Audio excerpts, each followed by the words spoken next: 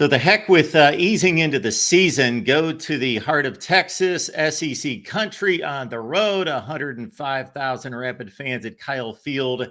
That's the way to break into 2024, I believe, and that's the way Notre Dame has it planned on a Saturday night. And we are all the beneficiaries of what could be the best college football game of the weekend. Welcome into Notre Dame Live here at the Voice of College Football. And we are only putting this together because one big reason why, and he's sitting to other side of me, depending on your screen, whether that's the left or the right. It's Brian Driscoll here from Irish Breakdown. Brian, it's great to see you, sir. It's always a pleasure to be with you, Mark. Yeah, thank you so much for doing this. So again, folks, we're going to get together every Wednesday night during the season. That's the plan. But here we are on a Monday night to get things going. So you've got a full shelf life of a week to go before Saturday night. But typically on Wednesday night is when we are going to get together to talk Notre Dame football. So, Brian, you let me know that the depth chart was updated before we hit the air, and you've had some time to peruse it, and you had updated heights and weights there. Notre Dame decided to wait until after they released the depth chart to update the roster, but hey, better late than never, right?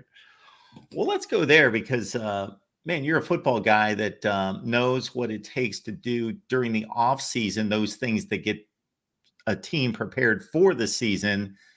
Were there particular players that really needed to work into their position from a body structure standpoint, whether it's to slice a few pounds or bulk up, that you were either impressed with or felt needed to kick it into gear during this offseason and make things work for them? Well, I don't know that I would say Emil Wagner needs to kick it into gear, but there are questions about, what kind of weight can he get up to, and can he hold that weight and play well at that weight? And he's still not in the ideal range. He's 6'6", 291, so he gained a whole whopping pound from where the roster was before. So now the question is, okay, but can he play big enough? I mean, Zach Martin is a redshirt freshman in 2010 was his first year starter. He was 290. Robert Haynes, he was not even 290 when he started as a true freshman in 2017. So, obviously he wasn't able to get his weight up too high, but, how's he going to play? And I thought he did well in the spring, and he locked down the starting job in the offseason. I think that's kind of, what Tosh Baker's issue was. I love Tosh Baker coming to high school, but the question was, can he add weight? And if he does add weight, can he be as athletic as he is now? And Tosh struggled to keep his foot quickness and athleticism. So that's going to be a little bit of concern. You don't go into very many games, Mark, at this level, and you've got a 294-pound left tackle and a 291-pound left tackle, and be like, hey, we're going to go move people, but that's exactly what they're going to do. And so, your inside got a little bigger. You're at 310 at both guard spots, and Sam Pendleton and Billy Shrouth, and then Ashton Craig's listed at 308. So there's some good size up the middle, but your tackles are going to be a little light, but they're both very long and very athletic. And I think that's what Notre Dame is going to kind of ride with those two guys. All right. We hope to have Carter Corrales from Gig 'em 247 jump on during the hour, and we can really knock down the matchups at that point. So hopefully that comes together, but we will size up Texas A&M and Notre Dame with the Irish, just about a 2.5-point dog on the road. Over under, if you're into such a thing, 46.5 is the last that I saw. Folks, we'll take your comments and questions here at the Voice of College Football for Notre Dame Live, our first edition with Brian, and leave those comments and questions there in the chat. We will recognize the first and foremost under the super chat. So please consider contributing here at the Voice of College Football.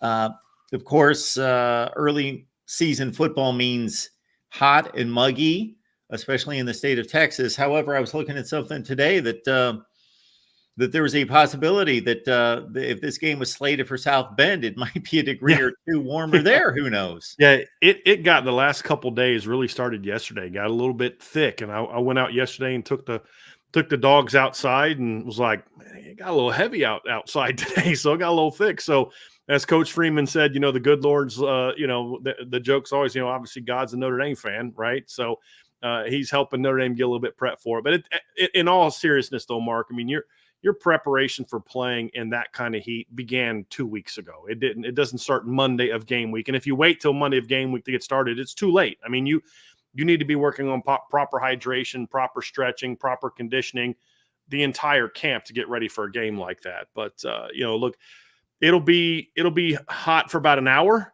and then once the sun goes down, they're going to be ready to roll. But that's not going to be an excuse for why Notre Dame does or doesn't play well. They've got to be ready for it. And this is a pretty active camp and a pretty physical camp from the things I've been heard from my sources. And I was told, I think Marcus Freeman says something like 20% more reps this camp than last year, because they're doing like more things on multiple fields. And so they're not splitting first, second, and thirds. It's first and ones and twos down here and threes and fours down there, so to speak. And, that's one of the advantages of having all the new analysts on the field, is you now have more coaches that can work with kids. And so you can break things up. It's almost like a D3 school. I mean, back like Mount Union used to do this, Mark, is they would have 2 practices because they'd have so many kids in their roster, over 200 kids in their roster. They'd have sort of like the freshman practice over here with like 100 freshmen, and then they'd have sort of the varsity practice over here.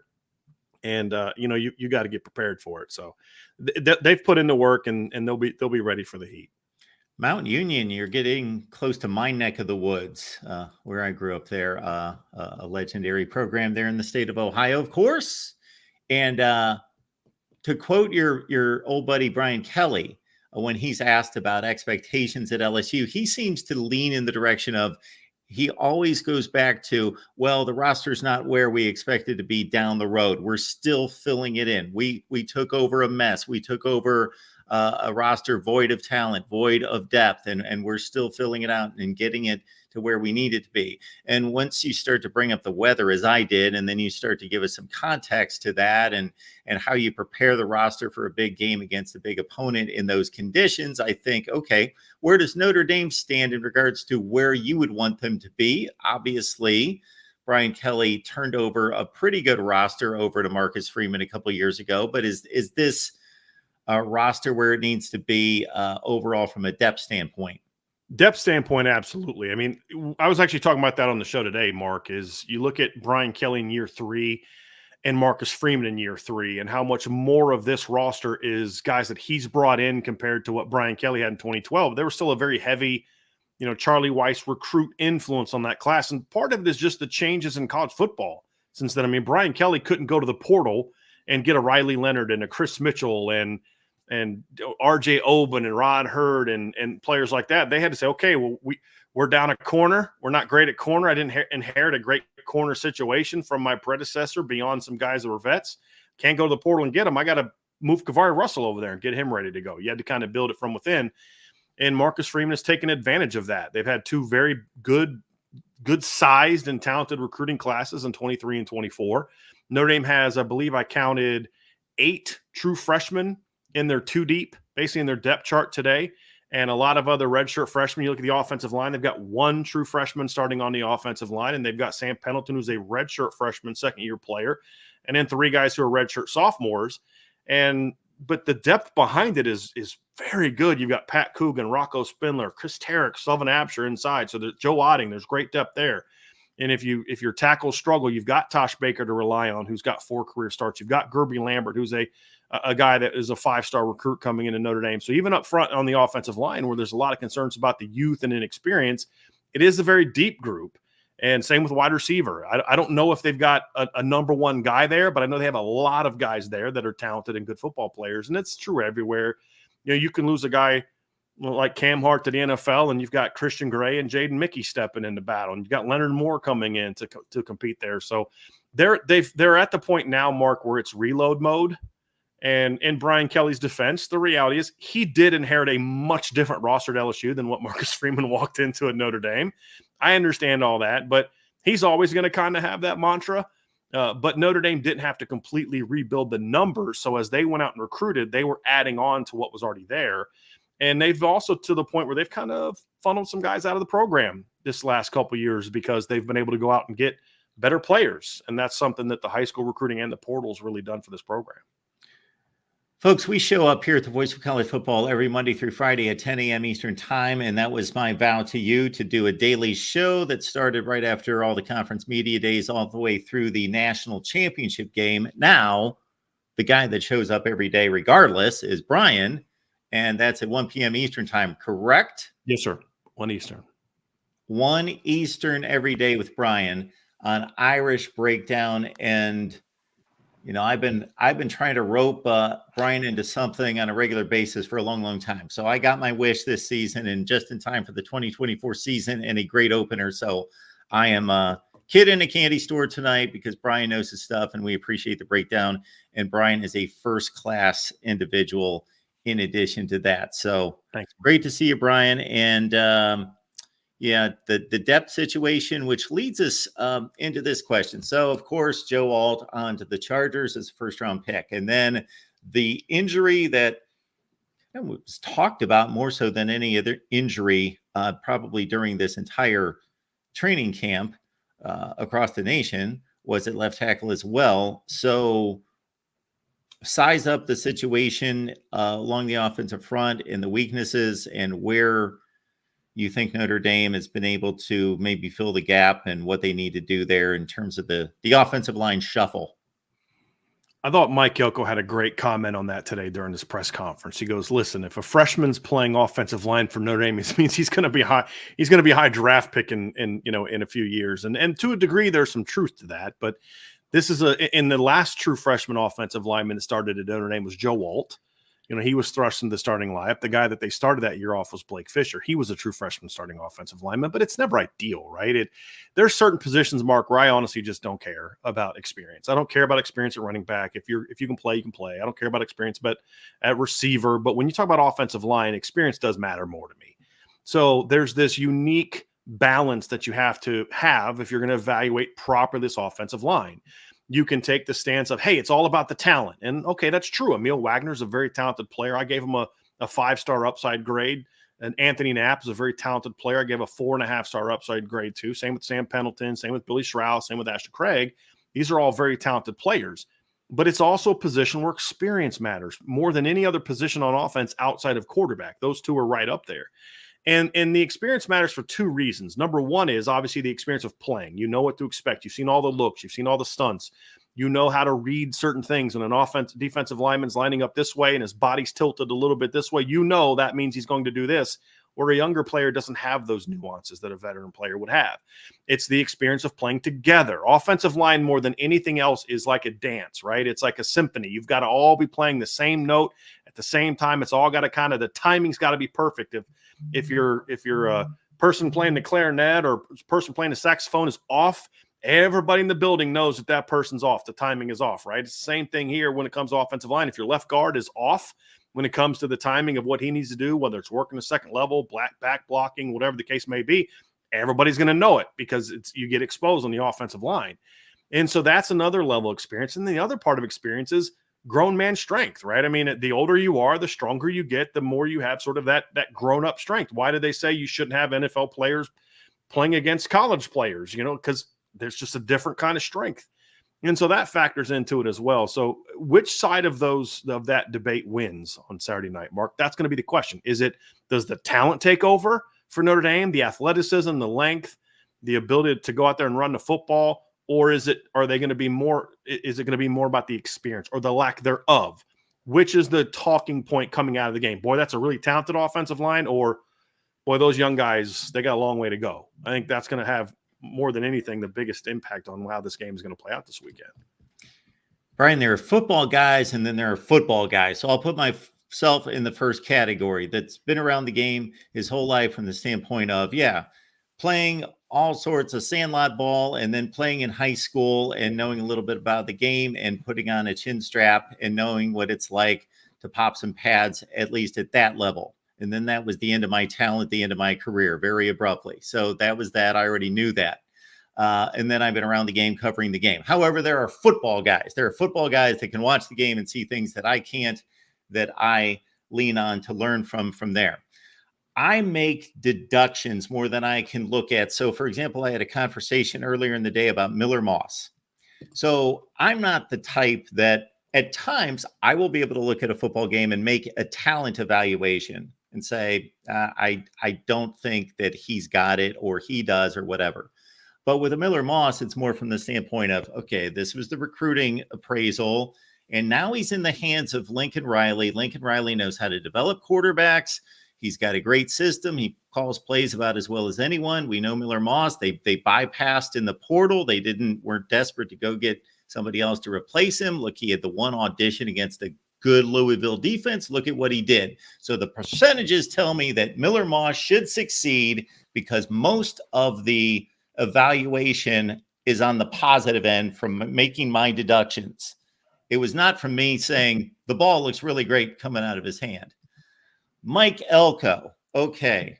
Again, do I know that he's making all the right coaching moves from watching every Duke game and figuring out, okay, he can really coach this team? No, it's more of a deduction I came to because David Cutcliffe's a really darn good football coach. Now he kind of lost his program late in his tenure and lost 15 out of 16 or 16 out of 17 ACC games. Hands the same roster over to Mike Elko. And again, don't have to be a football genius to say this guy took the same roster with only one freshman recruiting class, which isn't going to have much impact. He goes 9-4 and comes within a drive of going to the ACC championship game. And then he does it again the following season.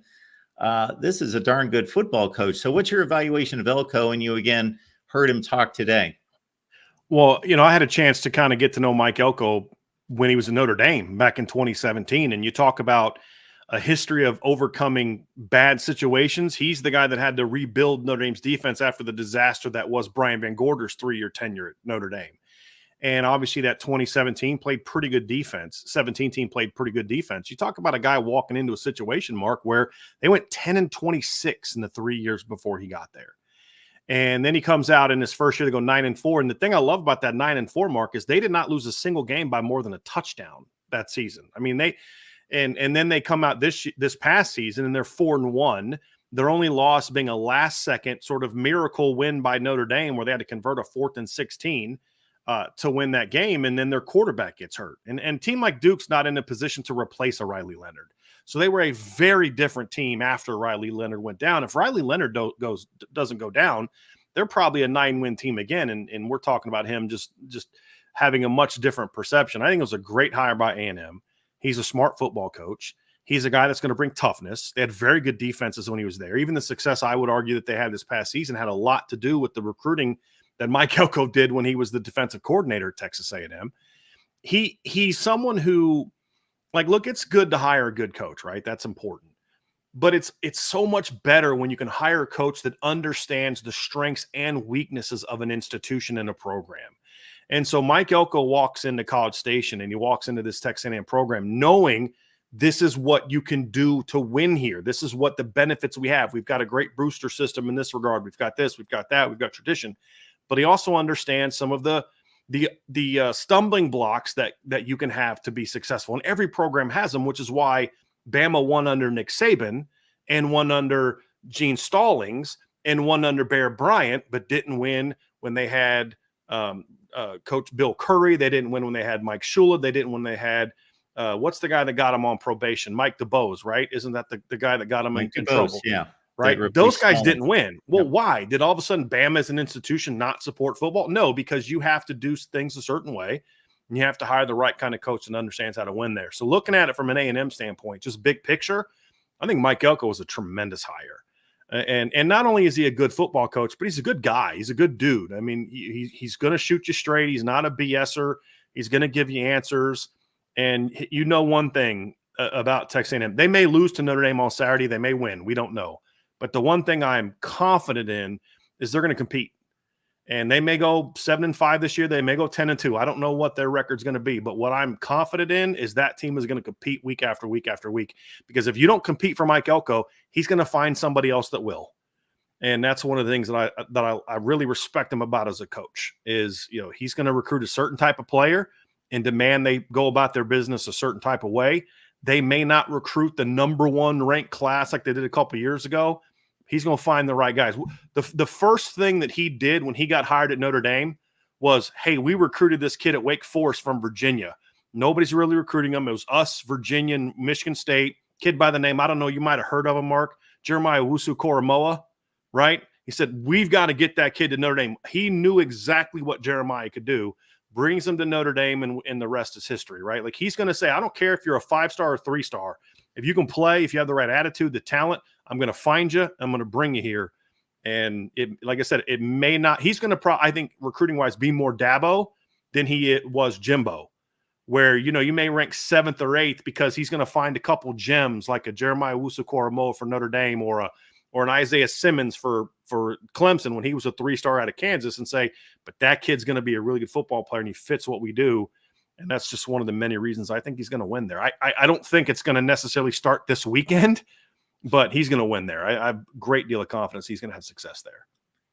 Brian, you touched on a stat that I latched onto his first season at Duke, that every time I was trying to explain how good I thought Mike Elko was at Duke, was the one score losses that you brought up. Because a lot of times you'll see a really good coaching job by somebody who takes over a 3 or 4 win team and kind of nurses them to 7-5, but those 5 losses are ugly, or 4 of them are ugly. All one score losses. And I still remember watching other, what were more important games across the nation and saying, wow, North Carolina, Duke, this is a 1-score game. There's about 4 minutes left. And I flipped to the game. Duke drives down the field. They score what would have been the game-winning touchdown. There's a really bad holding call, a cheap, chintzy holding call that brings it back.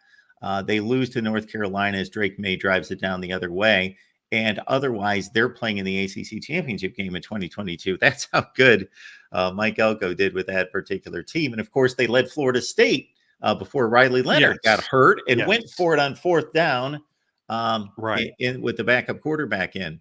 The Louisville game last year was the only one that really got out of hand, because even the 2 losses they had down the stretch, they lost by 2 points at North Carolina, 3 points at Virginia. They lost to Notre Dame by a touchdown in a game that they led with less than a minute to go. So, you had those 2 games they tried to go with an injured Riley Leonard, and those are the only 2 games that they got beat convincingly. Even when Riley got not benched, but even when Riley got knocked out for the year, Duke was still competitive. They weren't nearly as good of a team. They barely beat a bad Wake Forest team. They beat a bad Pitt team. Had a nice win over Troy in the bowl game by a touchdown. They were a very different team when Riley went down, but they still fought. They were still competitive. They still battled. And that's what you're going to get from a Mike Elko coach football team. That's how his defenses were at Bowling Green. That's how they were at Wake Forest. That's how they were at Notre Dame. And that's how they're going to be. That's how they were at Duke. And that's exactly how they're going to be at Texas A&M.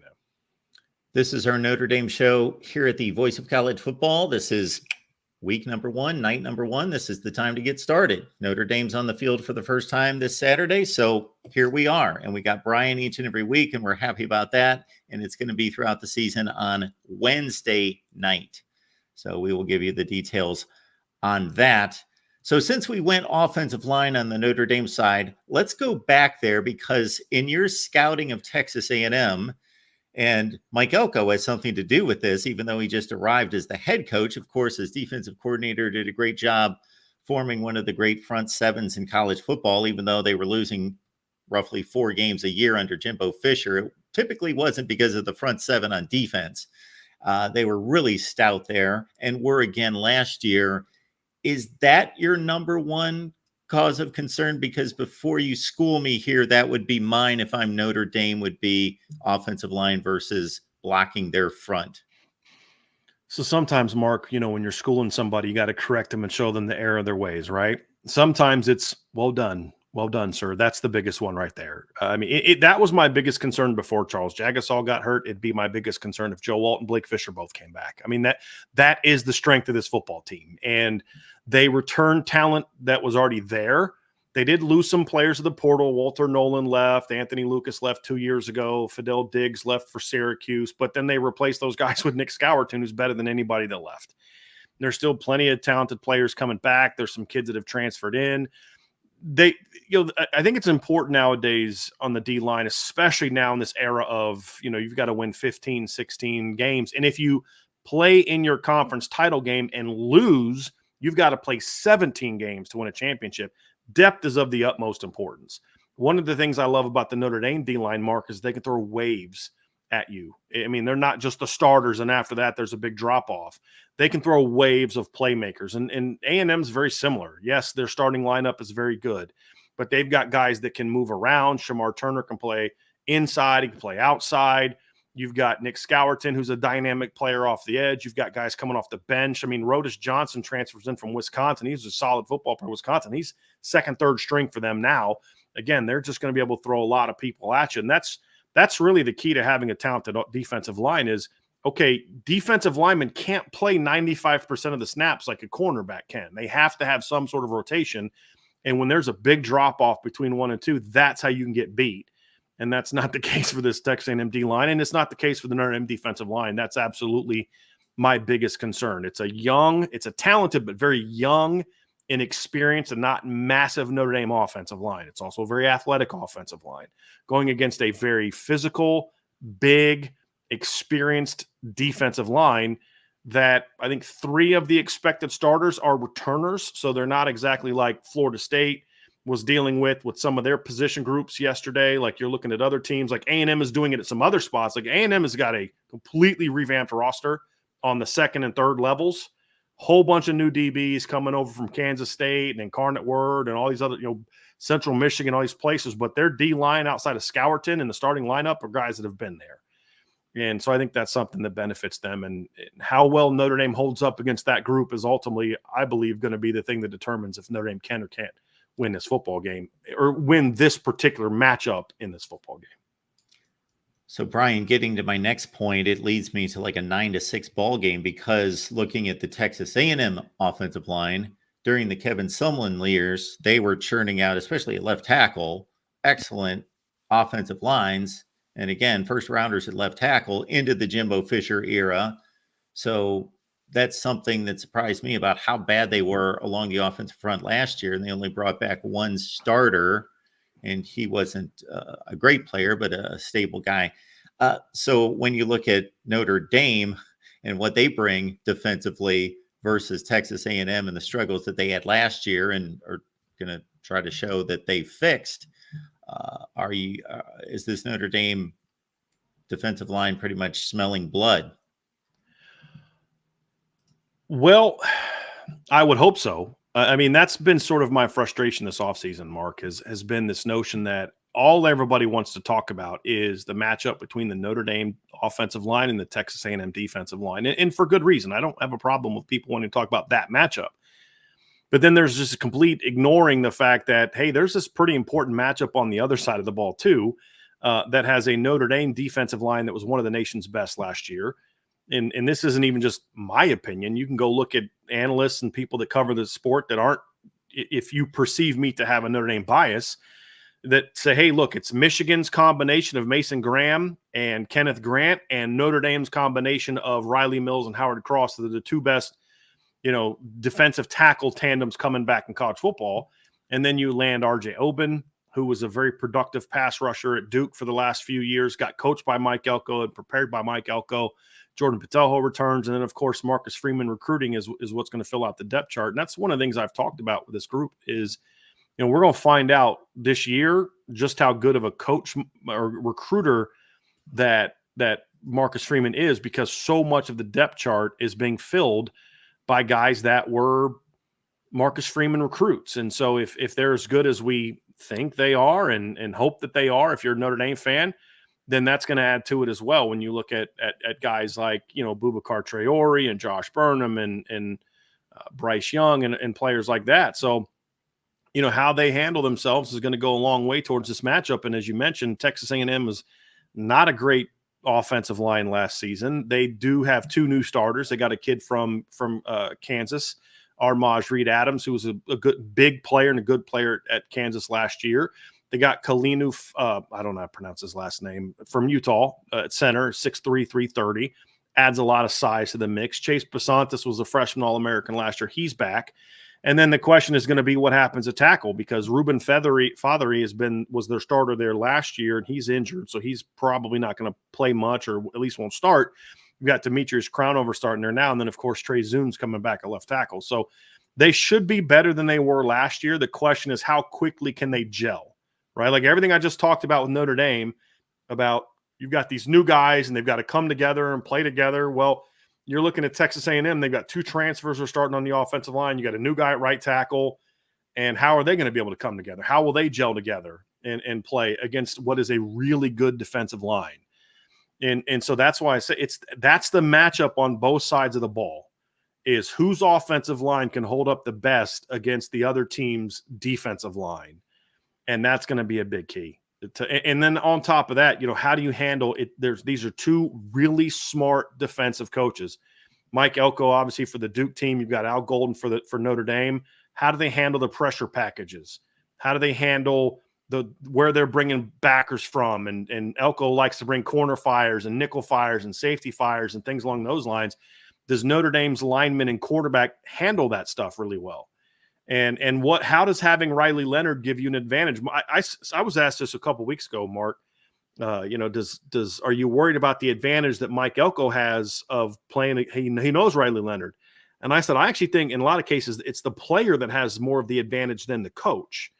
And Mike Elko nailed that answer today. He said, "Look, yeah, we know what he did in our system, but like we're not familiar with what he's going to do in that system. He knows who we are. He knows what we do."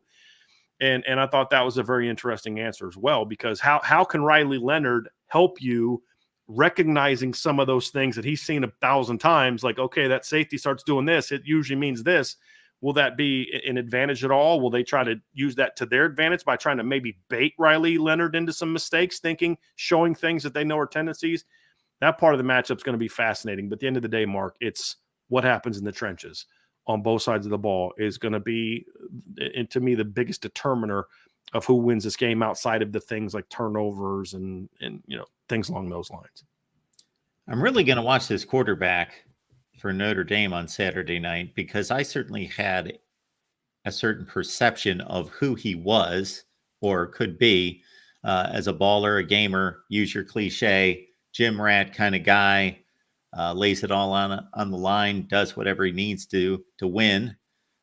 And sometimes those guys, if they display that kind of leadership and that kind of grit, well, that's because they don't have enough talent. They got to show that. They have to be that guy. Well, you can be both.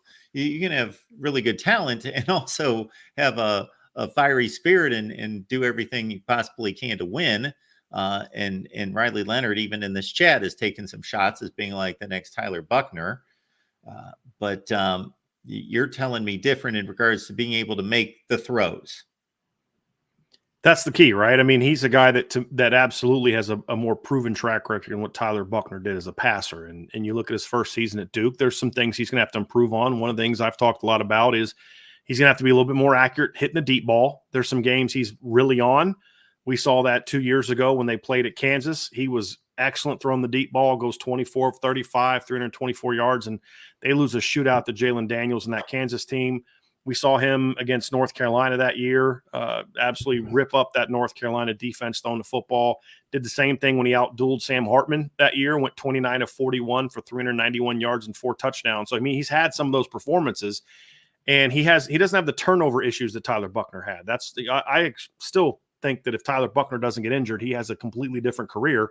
And we saw the potential he has against South Carolina in the Gator Bowl, but he just missed so much development because of the injuries. Riley didn't have that same sort of missed development time. He got that full year as a starter in year number 2 and continued to show improvement week after week after week. So, he's a guy that can make plays in the throwing game. He can make plays with the RPO game. He can make plays on the move. He's a guy that can attack the perimeter of the defense with his throwing ability. The big key is going to be, can he throw the ball down the field? That's the key. And they're going to have maybe 4 or 5 opportunities to hit big shots in this game. And it's the same thing I said last year when they played Clemson. They're going to have about 4 or 5 shots to throw the ball down the field. Can you design them correctly, and can the quarterback hit them? And Notre Dame couldn't do it against Clemson last year. They couldn't do it against Ohio State last year. Can Riley Leonard hit those shots? That's going to be a big part of determining if Notre Dame can get those chunk plays. Because, like, what you're not going to do against this A&M defense, Mark, in my opinion, is you're just not going to put together a bunch of 8, 9, 10 play drives where you just run the ball down their throat and just control the clock. I mean, even before Mike Elko showed up, this was a pretty good run defense last season from Texas A&M. I mean, even with all the issues that they had last year as a team and all the disappointment, things along those lines, this is still a team that ranked 14th in the country last year in rush defense and ranked 18th in the country last year in fewest yards allowed per attempt. They're going to be better this year with Mike Elko and his staff running the show, although I do wonder why he hired Jay Bateman as his D coordinator, but I have to think that he's going to have a much bigger say over that than maybe he would have if you were just hiring somebody else as your defensive coordinator. But I think that's going to be a key for Riley Leonard. He's a guy that has shown the ability to have big games throwing the ball. Can he do it consistently? We'll find out. The one thing he's going to have, though, is he's going to have a much better supporting cast than he had at Duke. I mean, from a running back standpoint, and he actually had good running backs at Duke, much better wide receivers, obviously a stud tight end. Mike Elko talked about that today. He's like, I'm very familiar with Mitchell Evans. Mitchell Evans had 7 catches for I think 134 yards against Duke last year. And that game, he was their offense against Duke last year until Audric broke that big run at the end. But he's going to be very, very familiar with what this, with what this Notre Dame team is going to have. He's going to have a lot more weapons to work with. You can't just shut Riley Leonard down. At Duke, you say if you can stop Riley Leonard, got a pretty good shot at stopping Duke. If your focus is on stopping Riley Leonard at Notre Dame, it's like, okay, but how do you do that and stop Jeremiah Love and Jadarian Price in the backfield and Mitchell Evans at tight end and Chris Mitchell and Jaden Greathouse and Bo Collins and Jaden Thomas and Jordan Faison and guys like that at wide receiver? It's a different animal than what you had to do when you were trying to prepare against him when he was at Duke. Brian, I don't want to put these two players on completely different levels. I'll get your assessment here. But on Saturday, did we see in Haynes King a slightly poor man's Riley Leonard?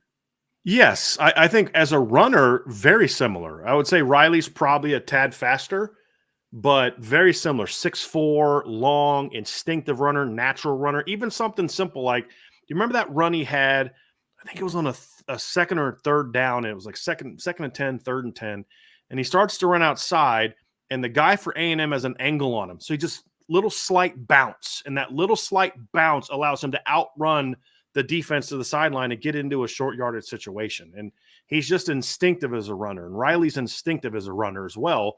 And he's fast. I mean, you go watch the touchdown run he had against Clemson last year where he breaks a tackle in the backfield on 3rd and 4 near midfield and then just outruns the defense to the end zone. That's a Clemson defense that had some guys that can run. So very similar. Where I would say that the biggest difference is Riley is a more natural thrower, much quicker release. Haynes King has a bit of a longer release, a little bit of a shot put at times, not super accurate, and he turns the ball over a ton. He had 16 picks last year. Riley Leonard doesn't turn the ball over as much. Now, part of that is he played in a very conservative offense at Duke. He's going to play in a more aggressive offense at Notre Dame. But he's a guy that protects the ball. So as athletes, as runners, as dual threat guys, very, very similar.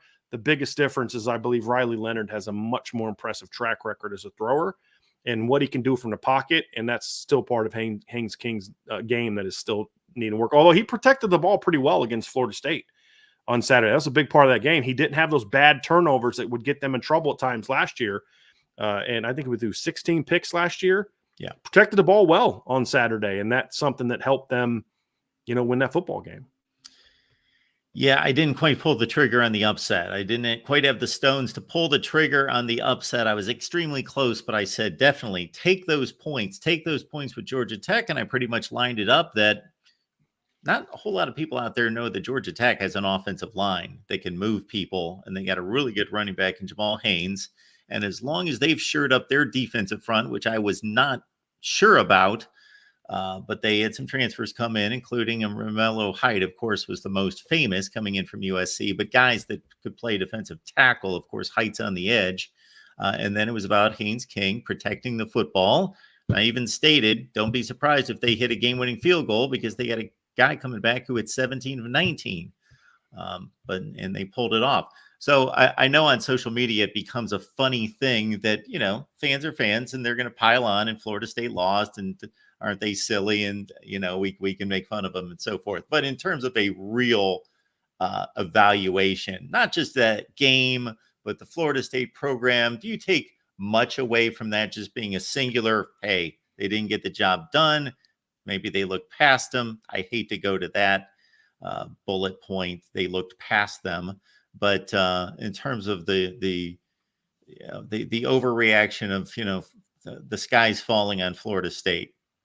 Well, first of all, and I talked about this on the show earlier. I remember this team from Columbus, Ohio, about 10 years ago, early in the year at home against a very mediocre ACC team called Virginia Tech, got thumped by 2 touchdowns at home. and sky is falling, no chance to be in the playoff. They're going to miss the first ever playoff. And I do remember that team making the playoff after they won the Big Ten title game 59-0. And then didn't they win a couple games in the postseason, right? Like, so we should definitely never make overreactions one way or the other, right? Just like oh man, Georgia Tech's going to be a handful. It's one game, right? Like, it's one game. First of all, that was our trap game talk all offseason, so I'm not shocked by it. But it's one game. Let's see how they respond. The only reason that I have a little bit of concern coming out of that game, if I'm a Florida State guy, it's not that they lost. It's not that they were sloppy. I expected the pass game to take some time to get going. I don't think the receivers are that good. DJ's going to need some time to kind of get into that flow of that offense. I thought they'd run the ball well. They look like they're going through the first drive. Very experienced offensive line coming back. Both tackles are returners. Your center's a returner. I think two of those guys were preseason first-team All-ACC players. The big concern for me was that they got physically whipped in the trenches on both sides of the ball. That's what concerned me, that their offensive line had no answers for what Georgia Tech was doing after that first series. Now, the asterisk for me is that there was no Alex Atkins on the sideline of that game. He's their OC and their offensive line coach. He was suspended for the game. Is that why? Or is this just not a very tough football team? That's going to be the thing we have to find out, because if Florida State's going to get this thing turned around, Mark, they don't have Keon Coleman to throw the ball to anymore. They don't have Johnny Wilson to throw the football to anymore. They're going to need to execute better, where they can't just rely on big, tall, freaky receivers they can just kind of throw the ball up to like they did at times last year. The ACC is getting better. It's getting more athletic. Georgia Tech's an example of that. You're going to have to play better. And if Florida State's getting whipped in the trenches on both sides of the ball like they did against Georgia Tech, this won't be the last time that happens.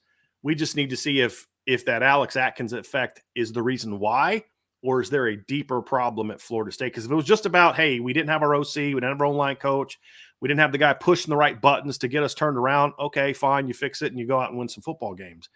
But if there's a deeper problem here of why this team not only got whooped in the trenches, but there was no counter punching from Florida State. Like, once Georgia Tech started whooping, it was like, well, I guess this is kind of what it is. And if it's not for two great fourth down throws by DJ in the fourth quarter, that game may have been a 10-point plus game, Mark. I mean, it really could have been. That's the concern for me. It's, if you don't execute, if the timing, you can fix all that. But when your issue is, we just got our butts kicked and we didn't punch back and we didn't counter, that's a bigger red flag for me than simply just losing a football game. That's going to be something they're going to have to get fixed real fast. If I could only watch one game this weekend, I think I'm going Texas A&M Notre Dame, slight edge over USC and LSU. And for the next few minutes, I get the joy of backing up and just getting out of the way. Carter Corrales is here from Gig 'em 247. Brian's, of course, here. Here we go. Let's go. Carter, what's up, man? What's up, Brian? Yeah, we know each other back from when I covered Notre Dame. I didn't know I'd be joining them, but yeah, great to see you. Good to see you, man. Awesome. Carter, thanks for checking in. I know you got a lot of stuff going on preparing for this one, and you got to hear from Mike Elko. Brian gave his assessment, also watched the news conference today. Was there anything that the coach said that made you think a little different about his football team? Yeah, nothing crazy. I mean, I think maybe the biggest thing is that he feels like they're really good from a health standpoint. This has been a team that going into the last few seasons has been pretty banged up, and certainly they lost a key player in running back Ruben Owens. But other than that, pretty good shape. Still a lot of positions that they're not ready yet to say that, hey, this guy's a starter here, this guy's a starter here. Gave out a depth chart. There was a lot of oars in the depth chart, as you can expect. So still a lot to play out there. I'm going to ask one question and get out of the way, and you and Brian can mix it up on some football talk. Because like I said to Brian, when I look at both offensive lines against both defensive fronts, then it makes me think, okay, what are we going to have, like 14 total yards in the first half of this game? Like, who's going to move who out of the way? Because you've been on a couple times in the offseason to tell me about the issues that A&M had last year and then moving into this year. And one of the reasons Connor Wigman couldn't finish the season is because of a missed block. So your thoughts about A&M up front against Notre Dame's front? Yeah. Me first or Brian? Yeah, you first, Carter. Gotcha. Yeah. I think you look at this game and you're spot on. This is probably going to be a very low-scoring game. Could be a rock fight because both offensive lines are kind of at a disadvantage for Texas A&M. They're going up against a pretty talented Notre Dame defensive line headlined by Howard Cross, an All-American. And, A&M's offensive line has been probably the biggest weakness of the team the last couple of years. I expect them to be better this year, but how much better is kind of the question. And really the two spots that are of concern right now are at center and right tackle. They're not quite decided just yet. I think right tackle is maybe a little bit more of a concern because I think A&M thought that they had a surefire starter there in Ruben Fothery, but there's been some competition there this camp. They've thought about moving the Kansas transfer, Armaj Reed-Adams, to right tackle. So that wasn't the best of signs. And then at center, they brought in a Utah transfer, Koli Fayu, who has been battling for a spot there. So I feel like they feel great about the left side of the line, but the right side of the line is where it kind of gets tricky for A&M. And then on the other side, and Brian can certainly speak to this, Notre Dame's had their issues up front, has some inexperience there, and A&M's biggest strength is its defensive line. So definitely two advantages that both teams should have is up front on that defensive line. It's all yours, Brian, if you guys want to kick into gear here. I mean, obviously that's the storylines coming into this game, right? It's two really good defensive lines. I think Notre Dame's is not doesn't get as much I don't say respect. I think that's kind of a lazy term to use. As much recognition for being as good on the D line as what A&M gets, partly because of how good they were last year. And then, of course, you add Nick Scourton, who was, in my opinion, the best defensive lineman on the market coming in the portal this year, and a guy that was very productive in that Purdue defense. And so you understand it. I don't know that Notre Dame's defensive line gets as much of the national publicity, but it's a very good group. And so which one, carries the day? You talked about the left side of the A&M line. Obviously, Chase Basantis was a freshman All-American last year. Trey Zune's a guy that played. Notre Dame is a little bit more solid on the right side, even though that Emil Wagner's not a guy that played really any meaningful snaps last year. He beat out a guy that started the bowl game in a game where they had 456 yards and 236 rushing yards and scored 40 points. And as I was kind of discussing with somebody today, part of the reason Notre Dame enters the season with only 6 career starts is because they had a guy with 4 career starts, 13 career starts, and 10 career starts get beat out in fall camp by younger, more talented players. And so that's why I go back to what I said earlier, Marcus. What's going to carry the day for Notre Dame? Is it the talent or is it the experience? Whichever's the bigger storyline is going to determine how well Notre Dame plays, because it's not about whipping A&M. It's about holding your own. That's the key, because where I think Notre Dame could have an advantage in this matchup is their offensive skill players against an A&M secondary that is going to look way different than it did a year ago outside of Tyreek Chappell and Bryce Anderson, right? Those are really the only 2 guys that played a ton last year. You've got a bunch of other guys that are transfers in, and this is what we don't know. This is the great unknown in modern football, guys, is you don't know how teams that are relying on a lot of transfers are going to look. Last year, Florida State didn't miss a beat with all those transfers. This year, they didn't look like the same team with all those transfers. So you just don't know how teams are going to come together, because football is such a sport where you have to have everybody kind of working in the same direction. And just because the portal worked for you in one year doesn't mean it will work for you the next, and vice versa. The portal worked great for Lincoln Riley in 2022. It was horrible for Lincoln Riley in 2023. You just never know. So how are those A&M guys going to be in the secondary? And then the flip side is, well, yeah, but isn't like half of Notre Dame's receiving core new guys? Exactly. Right. That's the interesting part about it. Although I think it's a bigger issue on defense because there's so much more communication. I've got to know what the free's doing and the strong's doing, the nickel's doing, the corner's doing, receivers. Like, I just got to know my route and I got to know what I need to do. So that's a matchup that's going to be very interesting. And then the other side too is if Notre Dame can't get pressure, if Notre Dame can get pressure on Connor Wegman, he's going to struggle completing the ball at a high level because you've got one of the best secondaries in college football coming back. If you can't get to him, the one thing A&M has is they have big boys outside, right, Carter? I mean, you've seen it. I mean, yes. if you can give those guys time, they're 5'6" they have on opposing cornerbacks. And that's where you can kind of get some of those deep shots off over the middle of the field where they can use their size to their advantage. So that's another interesting aspect that's going to tell me a lot is Notre Dame's skill in the secondary is better than what A&M has a receiver, in my opinion. But sometimes, man, size can overcome that lack of skill in that matchup if your quarterback has time to let those routes develop where they can become more vertical one-on-one. So that's the other part of this matchup is if Notre Dame can't get pressure on the quarterback, can Notre Dame's secondary hold up against a much bigger group of receivers than they've faced a lot? They did a good job last year against Ohio State. You know, they shut down their big receivers, but you know, you're going to need to put pressure on the quarterback and not give them those chances to develop those downfield throws. Yeah, that's kind of, I mean, we talked about the offensive line versus defensive line. I think that's actually what the big advantage is for Notre Dame is their secondary versus Texas A&M skill guys. Because I think you could argue that A&M skill guys are a bigger weakness than its offensive line going into this year. I mean, you look at their wide receiver group, none of those guys have had 700-plus yards in a season at a Power 5 school. Running backs, none of them have had 600 yards in a season. Tight ends, none of them have had 400 yards in a season. So they don't really have like a proven number one option really at either group. You thought Donovan Green could be that at tight end, but you know, coming off an ACL tear, put on some weight. I don't know if he's quite there yet. But yeah, I think you look at a guy like Noah Thomas for Texas A&M. You mentioned the length. He's 6'6". Definitely that guy you can kind of throw it up to, and he can come down with it in traffic. Brings that large catch radius. He's kind of that guy you look to as a potential number one receiver. His biggest issue has been staying healthy. You know, when we've seen him on the field, you could see those flashes, but over the last couple of years, he has really battled through quite a few injuries.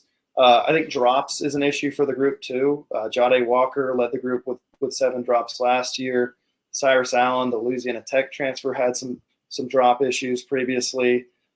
So I think Connor Wigman has the potential to be an excellent quarterback. I mean, obviously, we've seen some first-round projections for him in the upcoming draft.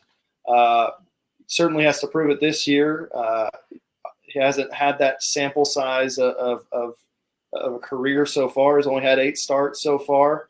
But when we've seen him play, he is definitely the kind of guy who can elevate the talent around him. So, yeah, obviously he'll be a key component as well. And, yeah, I just keep going back to defensively for Texas A&M.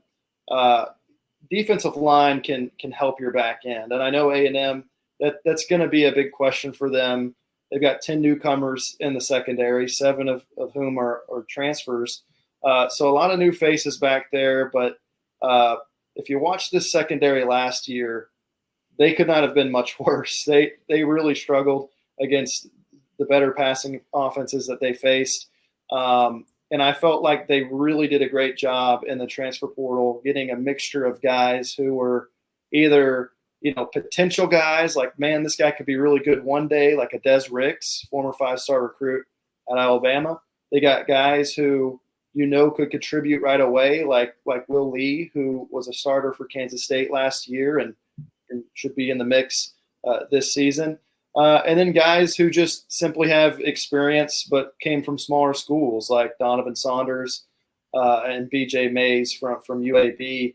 And I also think they moved some guys in the right places. Bryce Anderson, I think, has the potential to be an all-SEC caliber player, but last year played at nickel, wasn't really the right fit for him.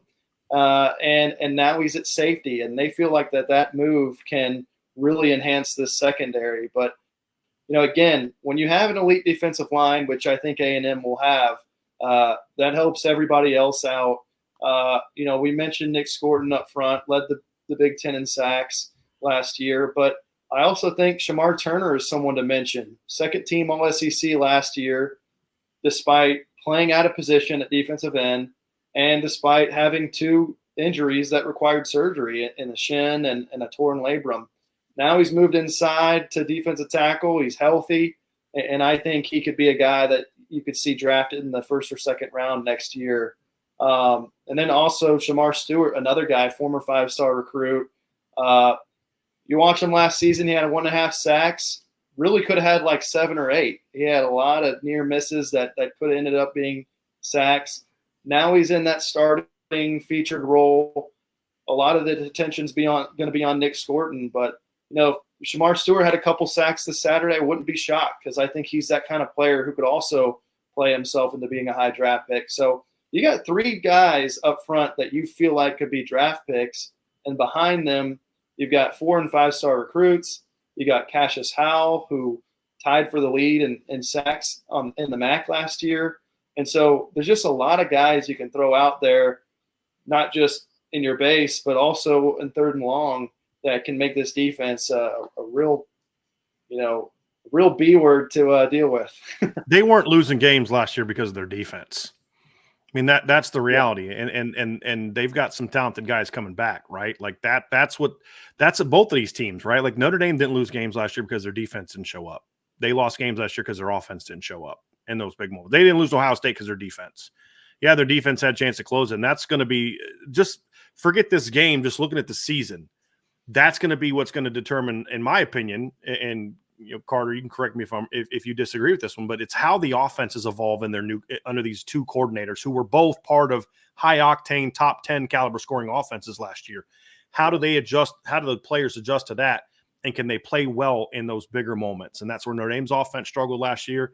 And that's where A&M struggled. I mean, they gave LSU one of their tougher games in the regular season as far as keeping them in check, at least for a half, right? And it was hard to keep that offense in check for 60 minutes.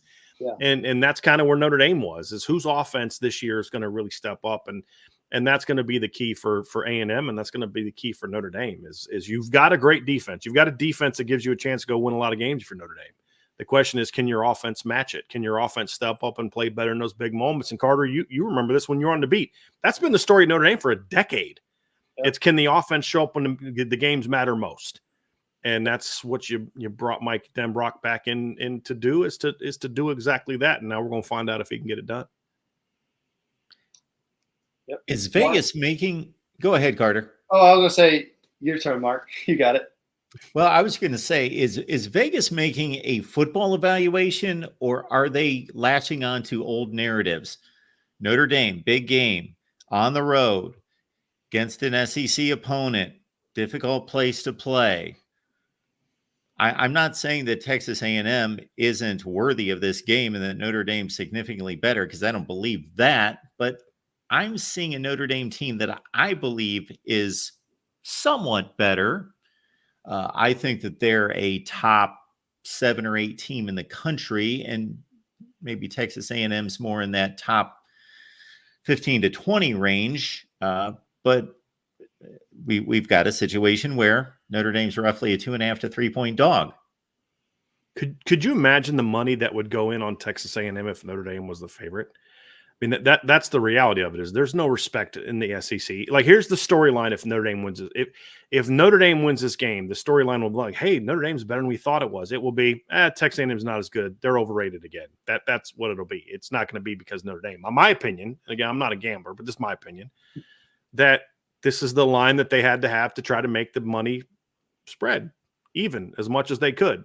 Because Texas, if Notre Dame was a road favorite against A&M, who in Texas is voting or is going to bet against Notre Dame or against Texas A&M? So I think it has more to do with that and the fact that there's still a perception out there that Notre Dame can't win these games. I would argue that Texas A&M is probably closer to NC State, North Carolina right now as a team than they are to Ohio State or Georgia.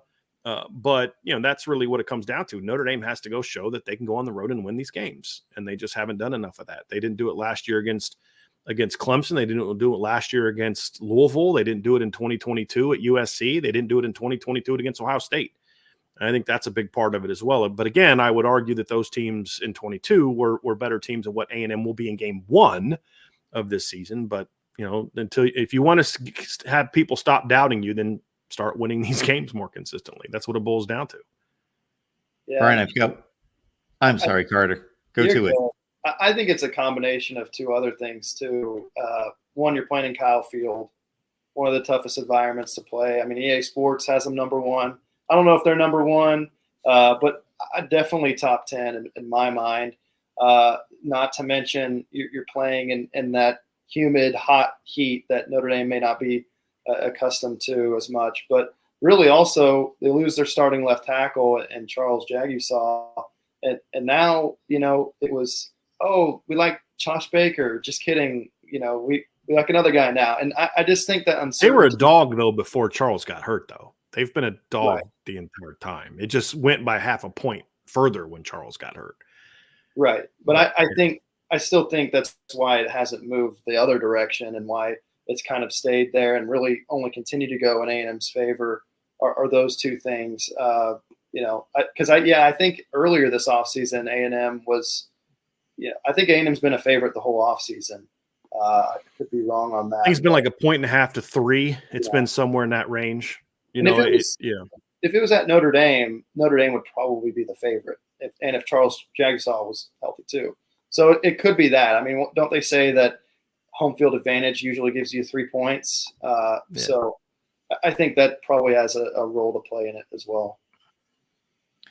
So unless Brian has anything else, Carter, I'm going to hit you with one more item here before we let you go. And we so much appreciate you stopping by. And before we do, Gig'em 247, everyone. Carter, what do you have available for everyone there at Gig'em 247?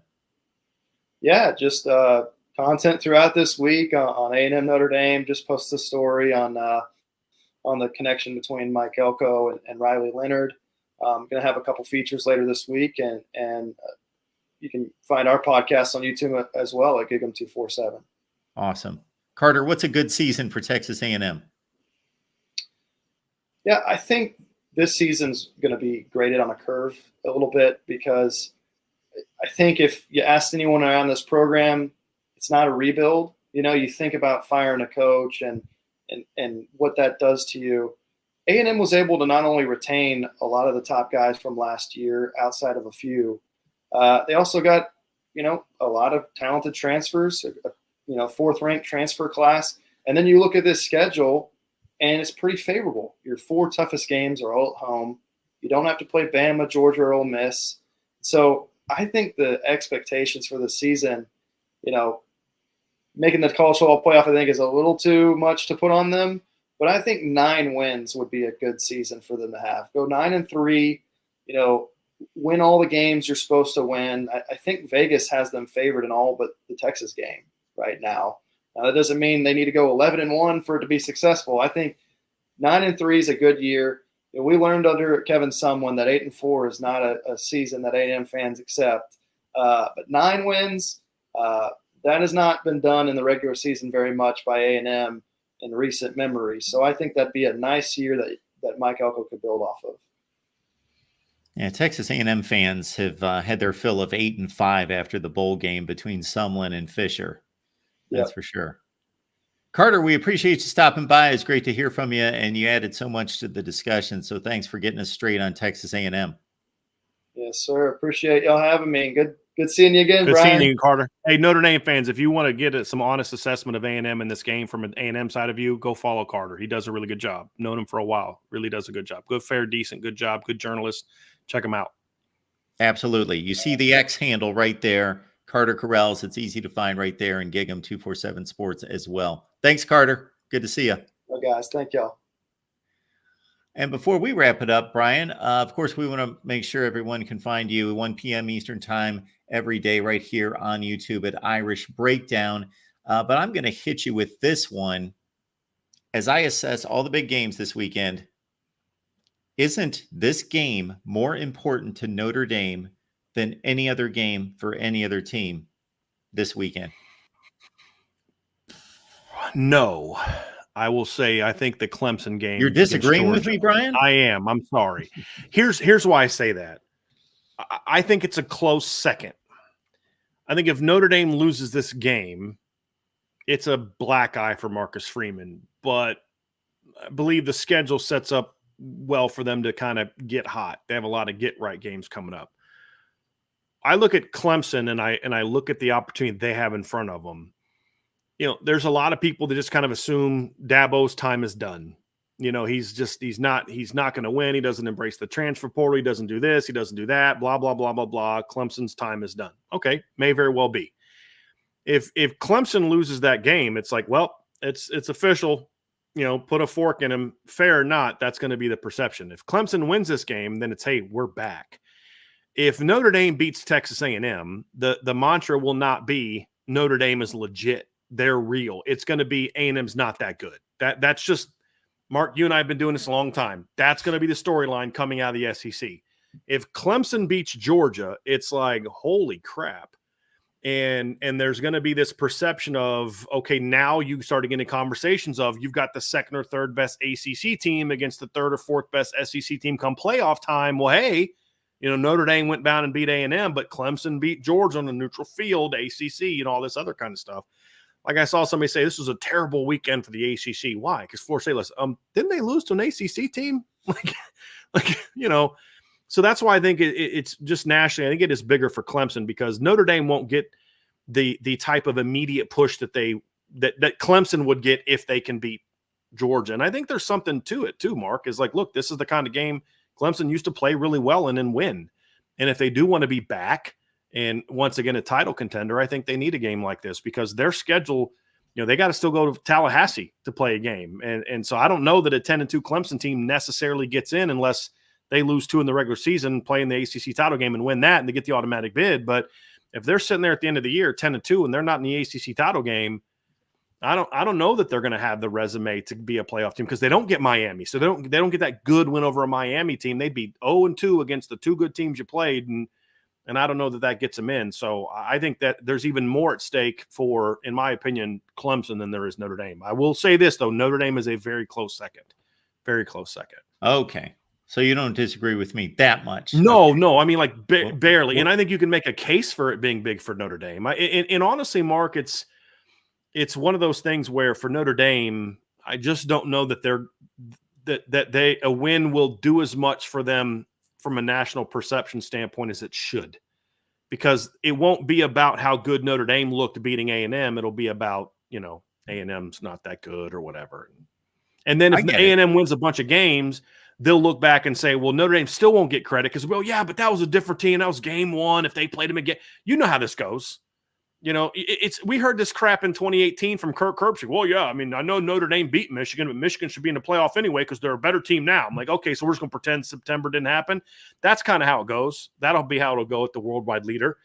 It'll be spun that way. And so I just don't know if Notre Dame's going to get that level of respect. They're going to have to for Notre Dame to truly get that respect, they're going to have to beat a big boy.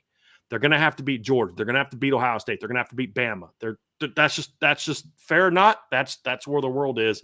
And I don't know that A&M moves the needle because honestly, Notre Dame's won games like this before. Maybe not as often as they should have, but they've won games like this before. It's going to be the big boys that they do because otherwise they're just going to spin it into something different. But it sounds like you do understand my angle on 100%. that. Yeah. Yeah, 100%. Because everybody else can go into their conferences and take care of business there. Right. Notre Dame only has so many opportunities this year. Yeah. But you're right.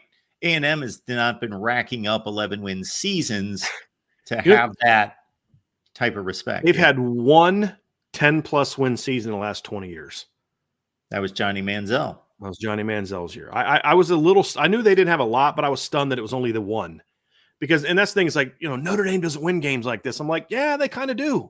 Like, this isn't Georgia, folks. This isn't Alabama. This isn't Ohio State. This is Texas. Now, in next year, I think the story could be different because I think the way that A&M is going to play later in the year under Elko, the way he's going to recruit, the way he's going to hit the portal, I've said to people before, I'm maybe a little bit more concerned about the game in South Bend next year to start the season against A&M than maybe I am a little bit this one, because I do think Mike Elko is going to do some really good things there. I just, the guy's not going to.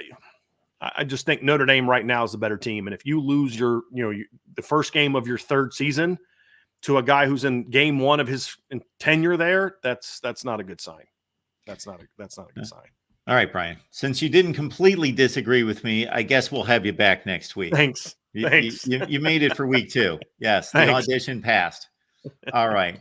We so much appreciate Brian. Brian, I'm going to wrap up some programming stuff. Don't want to take any more of your time, so we'll get you out of here. So thanks so much for being here. Enjoy the game as best you can.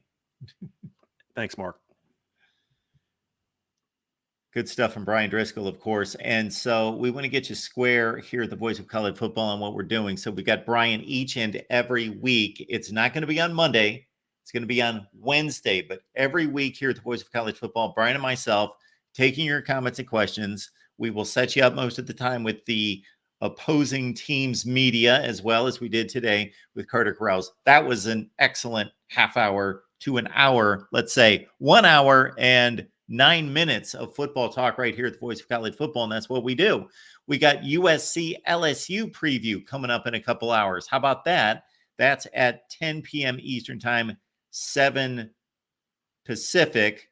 USC LSU, Matt Moscona, Carter from YouTube, right here at the Voice of College Football on the USC channel. So that's going to be a great preview and a great couple hours of USC and LSU football talk as well. So be looking out for that. On Wednesday night, we've got Jason Priester from Clemson Insider. We got Uncle Lou stopping by, Georgia Clemson preview. And we're going to roll out a big in-season programming update for everyone. But in the meantime, there's a reason you might want to stay tuned here at the Voice of College Football and check out our memberships. College football is even more exciting with some action on the line. And the games are even better when you're cashing in. And the Voice of College Football is the place to be to get the greatest value. Let's start with my picks. 75% against the money line, 58% against the spread. I've got a 40-year track record. In fact, in 2023, at $100 played per game, you would have netted over $9,300. And guess what? I'm just the warm-up act.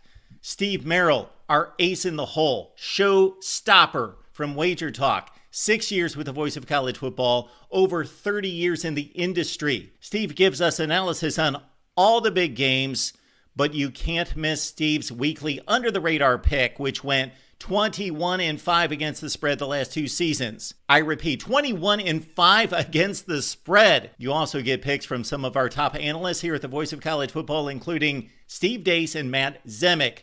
Become a YouTube channel member or Patreon member for just $99 per month. Go to the main channel on YouTube, click join, and select the betting tier. Do the same thing on Patreon. Make 2024 a winner now.